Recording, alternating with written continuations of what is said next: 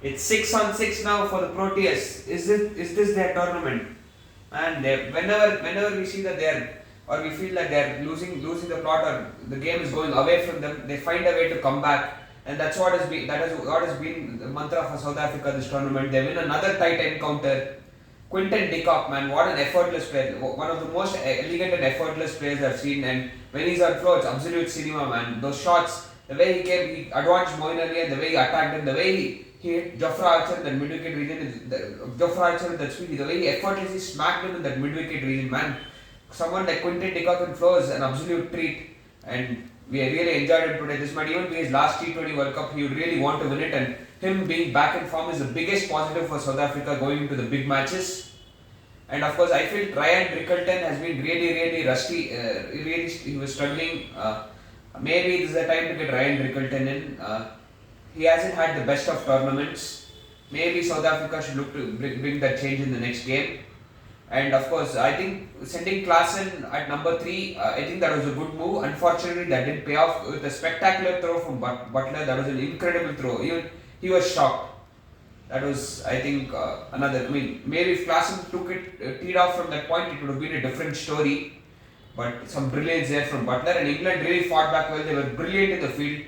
They never let their chances go down, and they really gave their 100% in the field.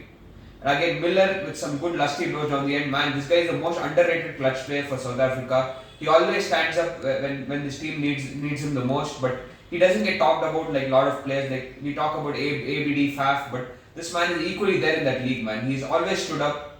We can make a separate video about how many clutch knocks he has played. But unfortunately, he doesn't get the credit. And today he again played a very crucial knock, a quick fire 43 of 27 deliveries. Very important knock that took South Africa past that 160 mark. And this pitch, I felt South Africa were 15 runs short. I felt 180 was the ideal score, and I felt England were going to do it easily. But their attitude in the field was brilliant. The ground fielding was really good. They didn't allow, even in the initial phase, they didn't allow the runs to flow and the scoreboard to move. They bowled a lot of dot balls and bowled accurate areas. Keshav Maharaj, man, he bowled brilliantly. When England really they couldn't get him away, and he put pressure on Butler and Phil Salt, and even Bairstow found it very hard to take him on. And if you see, they were totally in the game. It looked like they were going to seal the game, but Harry Brook and Livingston, they also came back really well. I felt that 3 overs again, they kind of lost the plot and in between. And Bartman, he should have tried to bowl the slower deliveries which are effective on this wicket, but he ended up trying to go for the Yorker. In that pressure, he ended up bowling a lot of full tosses. And I felt after that over, with 25 needed in 3 overs, the game was away from South Africa. But they just needed to keep it tight. It's not an easy wicket. You just need to make sure you hit the areas right, and definitely you can come back in the game. And that's what they did. They kept being positive. They hit the right areas, and finally they got their much deserved victory. So South Africa are looking really good in this tournament. Yes, they have had some luck favoring them. Again, Livingston getting dismissed of a full toss, but yeah, when you have to win tournaments, you have to have these kind of things as well. I wouldn't count them down with that.